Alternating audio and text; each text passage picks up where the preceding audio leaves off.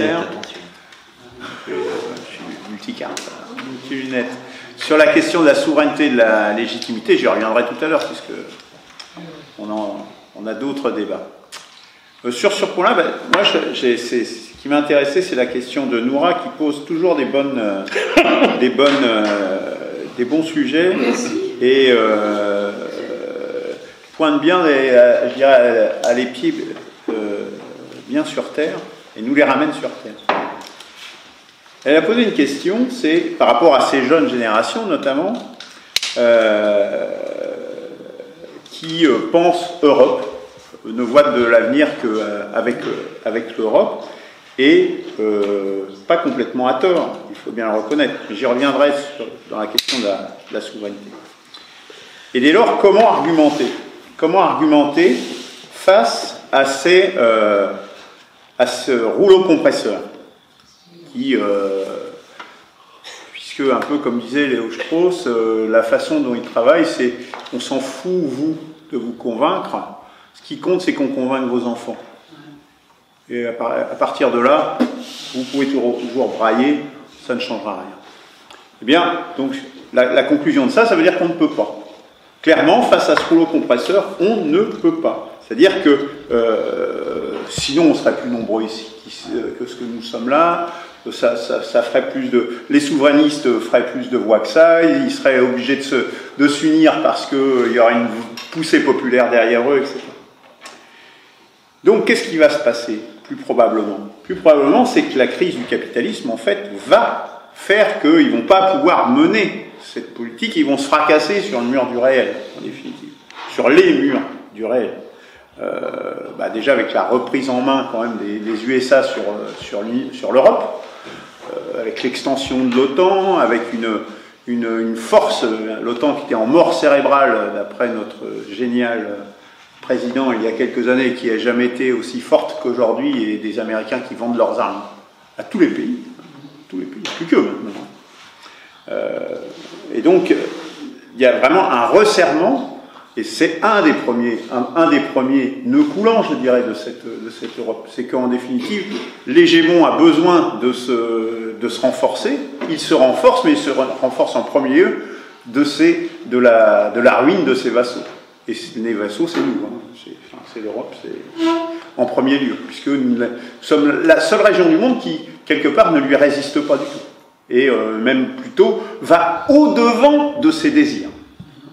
On pense qu'au président, des trucs comme la Finlande, qui quitte sa neutralité, ou le président polonais qui demande à ce qu'on mette des armes nucléaires sur son sol. Ça veut dire quoi? Ça veut dire qu'il risque de se faire nucléariser son pays. Enfin, à quel point ils sont arrivés de vassalisation, c'en est, de soumission des esprits, le sabotage de Nord Stream, etc., enfin, avec l'Allemagne qui ne réagit pas, enfin, ils sont corrompus physiquement, sans doute financièrement aussi, mais mentalement surtout. Et toutes ces générations sont corrompues.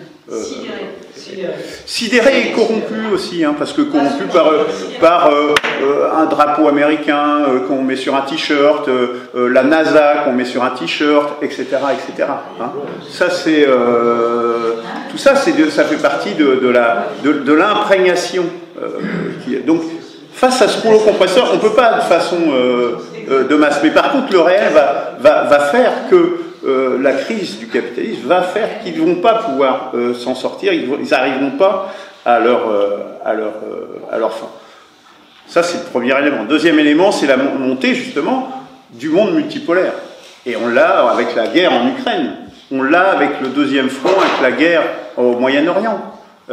Ils se heurtent, ils n'arrivent pas à imposer ce qu'ils vont. Ils n'y arriveront pas. La Russie va évidemment gagner cette guerre, mais les autres guerres qui vont monter, parce qu'ils essayent de les monter avec la Chine, avec l'Iran, et peut-être ils ne les gagneront pas non plus. Moi, alors, peut-être que personne ne la gagnera, c'est ça le risque que nous avons. Mais ils ne sont plus en capacité, et surtout en Europe, puisque de toute façon, nous sommes, et c'est le troisième plan, nous sommes complètement décadents, c'est-à-dire que décadents au sens de l'éducation, au sens des ressources, c'est-à-dire que nous n'avons plus de ressources minières, par exemple. On les a épuisées déjà au XIXe siècle, pour la plupart. Les dernières, l'Angleterre n'a plus de pétrole, ça y est, c'est fini. Et on est désindustrialisé. On le voit aujourd'hui, on a des pénuries de médicaments, par exemple.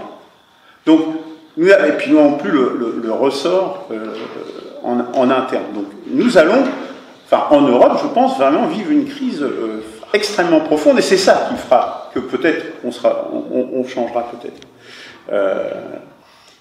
Donc une désintégration, puis tous les moteurs qu'on a dit ce matin, c'est-à-dire désintégration également donc, par le haut des pays, par le haut et par le bas. Mais par le bas, il y a quand même aussi, il y a peut-être une opportunité, je dirais. Parce que quand les gens dont je parlais ce matin, qui étaient avec moi dans le métro, en disant les populations françaises d'origine, il n'y a plus qu'un reliquat, je dirais, en région parisienne, et dans d'autres grandes villes, c'est la même chose. Ces gens-là, ils viennent où? Ils viennent pas en Europe, ils viennent en France. Ils viennent en France. Ils parlent français. La langue française, les chansons françaises qui étaient en recul depuis des années, sous la pression de la langue anglaise, eh bien, elle est redevenue la première distribuée en France par le rap. Il faut le savoir, ça. C'est très important. Je pense que vraiment là, c'est pour ça que je reparlais de creuser, de refaire creuser français. Ce creuser français, il pourra se faire aussi et surtout par là avec des jeunes qui ont, parce que nous on n'est que des vieux, soyons clairs, les populations blanches d'origine chrétienne, etc., c'est que des vieux. Il en reste quelques-uns, mais je veux dire, et qui sont conscients. Les autres, souvent, ils sont dégénérés. Enfin, je vais appeler un chat. Il y en a beaucoup qui sont dégénérés aussi, avec toutes les propagandes LGBT et enco transhumanistes que l'on met en avant. Donc c'est pas de là que ça va venir, que ça pourra venir. Ces gens-là sont un peu lobotomisés, malheureusement. Donc je pense que c'est un levier, et je pense que s'il y a un espoir, ça viendra de ce côté-là. Merci Luc. Avant de...